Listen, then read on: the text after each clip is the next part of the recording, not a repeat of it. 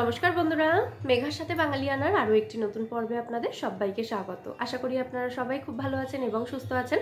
আমরাও সকলে খুব ভালো আছি।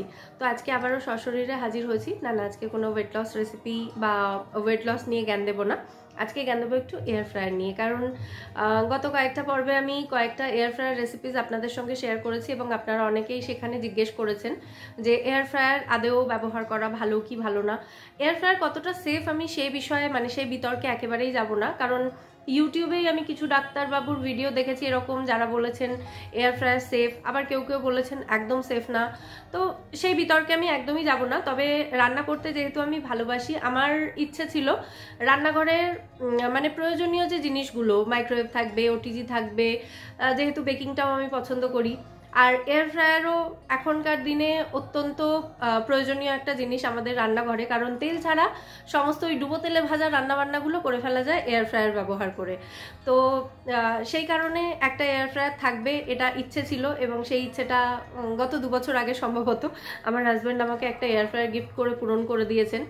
তো এই হলো ব্যাপার স্যাপার আর কি। আমি নিজে ইউজ করছি বহুদিন ধরে এয়ার ফ্রায়ার, এবং বেশ কিছু রেসিপিস আপনাদের সঙ্গে শেয়ার করেছি। ফ্রেঞ্চ ফ্রাইজের রেসিপি শেয়ার করেছি, পেঁয়াজির রেসিপি শেয়ার করেছি। গত 2-1 পর্ব আগেই আপনাদের সঙ্গে একটা আলুর স্ন্যাক্সের রেসিপি শেয়ার করেছি, যেটা ডুবো তেলেও ভেজে দেখিয়েছি, আবার এয়ার ফ্রায়ার ব্যবহার করেও এয়ার ফ্রায়ার ব্যবহার করেও তৈরি করে দেখিয়েছি। আচ্ছা, ফার্স্ট অফ অল বলি, ব্যাকগ্রাউন্ডে যে মিউজিকটা আসছে সেটাকে প্লিজ একটু মানিয়ে গুছিয়ে নেবেন। সম্ভবত বিকেল থেকেই হঠাৎ করে শুরু হয়েছে। আমি ভেবেছিলাম ভিডিওর এই ইন্ট্রোটুকু শ্যুট করে ভিডিওটা আজকেই আপলোড করে দেব। তো অনেকক্ষণ অপেক্ষা করার পরেও এটা শেষ হলো না, সেই কারণে ভাবলাম আমিই শুরু হয়ে যাই। তো আপনারা একটু সেই ব্যাপারটা মানিয়ে গুছিয়ে নেবেন, যদি একটু সাউন্ড আসে আর কি, একটু ম্যানেজ করে নেবেন, একটু কনসিডার করে দেবেন। তো যাই হোক, যেটা বলছিলাম, তো এয়ার ফ্রায়ার কতটা উপযোগী, কতটা লাইফ ইজি করে দেয়, তারই ছোট ছোট কয়েকটা এক্সাম্পল আজকে শেয়ার করব। 3-4টে ব্যবহার শেয়ার করব, তাহলেই বুঝতে পারবেন কতটা উপযোগী। এমন অনেক জিনিস আছে যেগুলো আমরা আর আগের মতো চাইলেও করতে পারি না। যেমন ধরুন মুড়ি নরম হয়ে যাওয়া, বিস্কুট নরম হয়ে যাওয়া, এগুলোকে কি করে আমরা ঠিক করতে পারি, আবার আগের মতো করতে পারি। কড়াইতে একটু তেল দিয়ে নেড়ে চেড়ে নিলে মুড়ি আবার মুচমুচে হয়, কিন্তু সেই ব্যাপারটা কিন্তু আসে না যেটা একদম প্যাকেটের মুড়ি।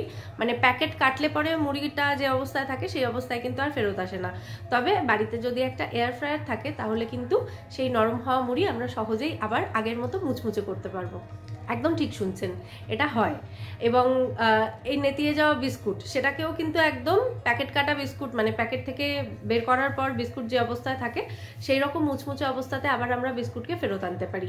তো এই ধরনের বেশ কিছু জিনিস আছে, ভিডিওটা দেখতে থাকুন। এই ধরনের বেশ কিছু এয়ার ফ্রায়ারের ব্যবহার আজকে আমি শেয়ার করব আপনাদের সঙ্গে। খুব বেশি না, একটা ভিডিওতে খুব বেশি শেয়ার করতে পারবো না, তাহলে ভিডিওটা অনেক বড় হয়ে যাবে।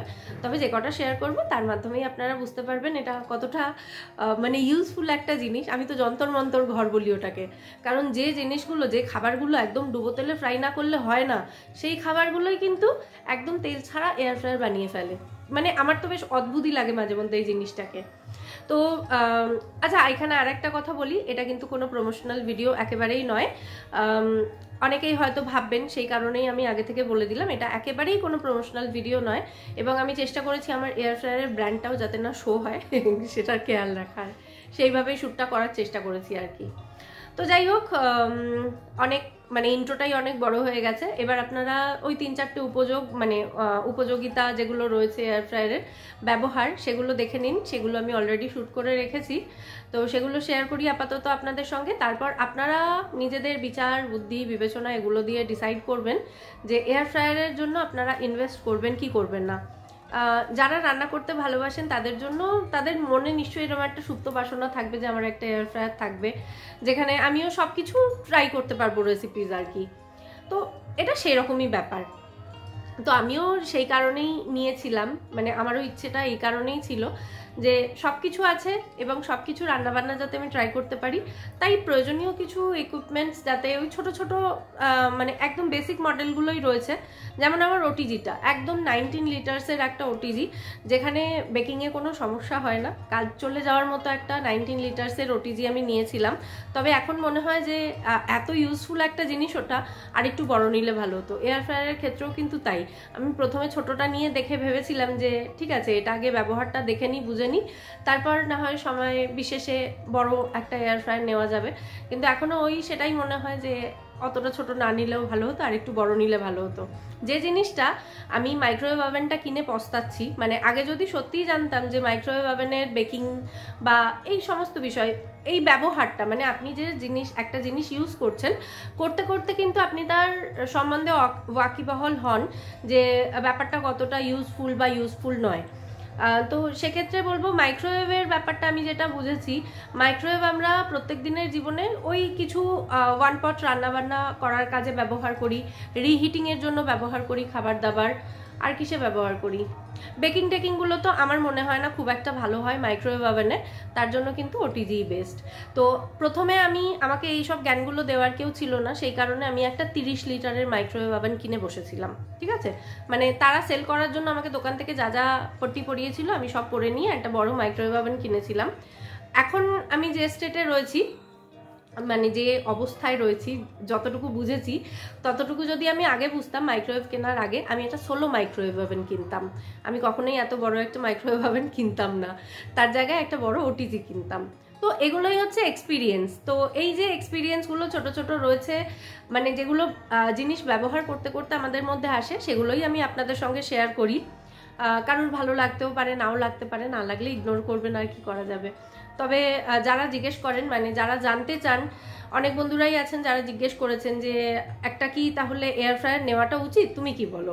তো তাদের জন্যই এই ভিডিওটা স্পেশালি বানানো আমার। তো তাহলে চলুন, বাকি যেটুকু আমি শ্যুট করে রেখেছি অলরেডি, মানে ওই এয়ার ফ্রায়ারের ব্যবহার যেটা, সেটুকু আমি শ্যুট করে রেখেছি, সেটুকু দেখুন। তারপর ডিসাইড করবেন যে এটা কতটা ইউজফুল বা এর পেছনে আদৌ ইনভেস্ট করা উচিত বা উচিত নয় কিনা, ঠিক আছে। তো দেখতে থাকুন তাহলে। আচ্ছা, প্রথম যেটা ভীষণ জরুরি জিনিস সেটা শেয়ার করি, আমাদের বাঙালিদের জীবনের অপরিহার্য খাবার, সেটা হচ্ছে মুড়ি। সন্ধেবেলা মুড়ি, সকালবেলা মুড়ি, জলখাবার মানে আমাদের কাছে মুড়ি ভীষণ প্রিয়। তো মুড়ি কিছুদিন বাড়িতে রেখে দিলেই সেটা এরকম একটু মিইয়ে যায়, মানে আমরা তো চলিত কথায় বলি মিইয়ে যায়, মানে এরকম একটু নরম হয়ে যায়।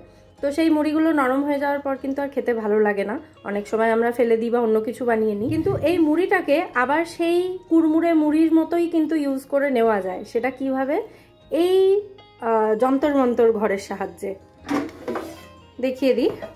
অফই রয়েছে এয়ার ফ্রায়ারটা এখনো পর্যন্ত। তো এর মধ্যে থেকে আমি এই যে প্লেটটা থাকে, এই প্লেটটা বের করে নিয়েছি, নিয়ে মুড়িটা এর মধ্যে ঢেলে দিলাম।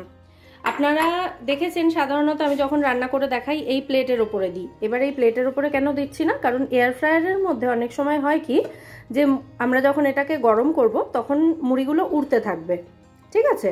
তো উড়ে যাতে ওপরে নেটটার মধ্যে আটকে না যায়, একটা নেট থাকে ওপরে যেখান থেকে হিটটা আসে, তো সেটা যাতে না হয় তার জন্য আমরা এটাকে ওই প্লেটটার নিচে দিলাম, সুইচ অন করলাম।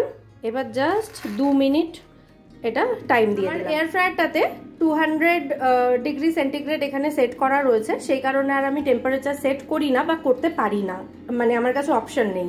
খুব বেসিক একটা এয়ার ফ্রায়ার এটা, যেখানে বেশ কিছু রান্নাবান্না করা যায় এরকম, মানে টেম্পারেচারটা কন্ট্রোল করা যায় না, ওটা 200টা 200ই থাকে।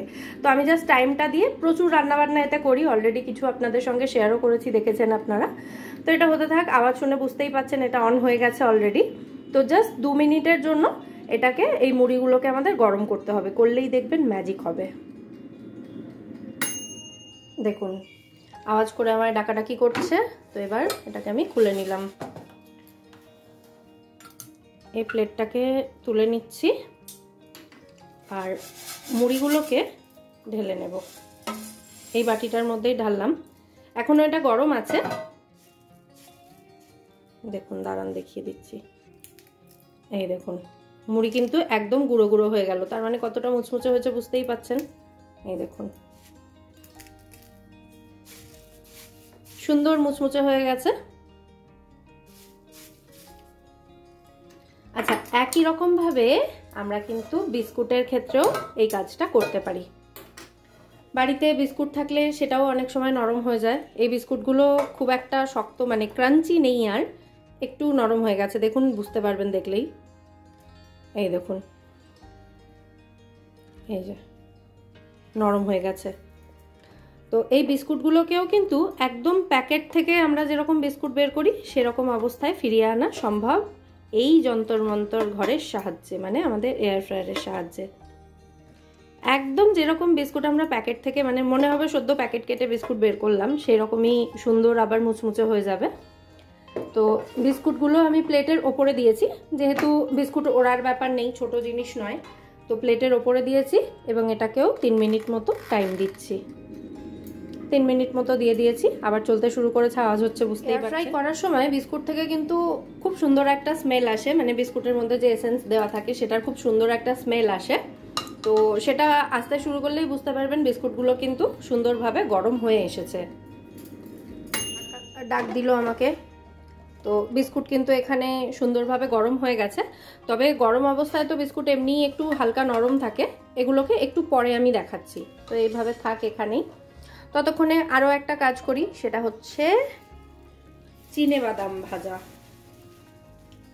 দেখুন বেশ খানিকটা কাঁচা চিনেবাদাম আমি নিয়েছি এখানে।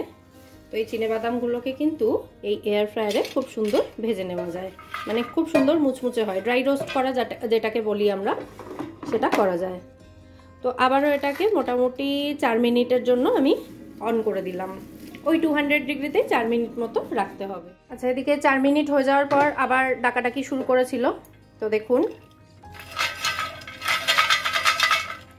পুড়েও যায়নি এবং একদম পারফেক্টলি এটা কিন্তু ড্রাই রোস্ট হয়ে গেছে। তো এটাকে আমি এবার একটা প্লেটের মধ্যে ঢেলে রাখবো, একটু ঠান্ডা হোক, তারপর এর খোসাগুলো ছাড়িয়ে দেখিয়ে দেব যে কতটা পারফেক্টলি এটা ড্রাই রোস্ট হয়েছে, মানে ভাজা হয়েছে। আর বিস্কুটটা এতক্ষণে আমাদের ঠান্ডা হয়ে গেছে। এবার আমি একটু বিস্কুটটা ভেঙে দেখিয়ে দিই আপনাদের।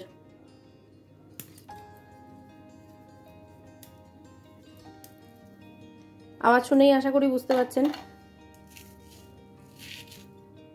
দেখুন একদম পারফেক্টলি বিস্কুট একদম আগের মতো হয়ে গেছে, মানে একদম যেরকম মুচমুচে থাকে সেরকম হয়ে গেছে। এবার এটাকে একটা এয়ারটাইট কন্টেনারে ভরে রেখে দিন। এবার আমি এর মধ্যে কিছু ভাঙা পাঁপড় দিয়ে দিয়েছি। আমার কাছে গোটা পাঁপড় ছিল না, তো আমি ভাঙা পাঁপড়ই আপনাদেরকে একটু সেঁকে দেখিয়ে দিচ্ছি। আপনারা কিন্তু গোটা পাঁপড়ও একই রকমভাবে সেঁকে নিতে পারেন। তো পাঁপড়টা দেওয়ার পর এয়ার ফ্রায়ারটাকে জাস্ট 2 থেকে 3 মিনিটের জন্য, আওয়াজ পাচ্ছেন হয়তো, পাঁপড়গুলো কিন্তু আমার নিচে প্লেটে দেওয়া উচিত ছিল, আমি ভুল করে ওপরেই দিয়ে দিয়েছি। তো আবারও এটা রেডি হয়ে গেছে। এবার আমি এটা বের করে দেখে নেব। পাঁপড়গুলো কিন্তু অলরেডি খুব সুন্দরভাবে ফ্রাই হয়ে গেছে, মানে ড্রাই রোস্ট হয়ে গেছে। এটা হচ্ছে পাঁপড় শাঁকা পাঁপড় যেটাকে আমরা বলি।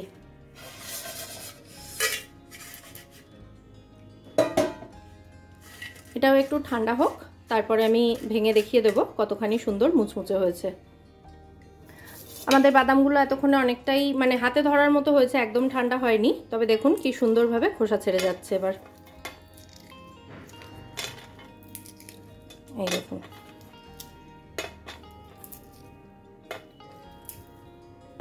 খুব সুন্দরভাবে খোসা ছেড়ে যাচ্ছে, তার মানে বাদামগুলো কিন্তু খুব সুন্দরভাবে ড্রাই রোস্ট হয়ে গেছে আর খুব সুন্দর মুচমুচেও হয়েছে।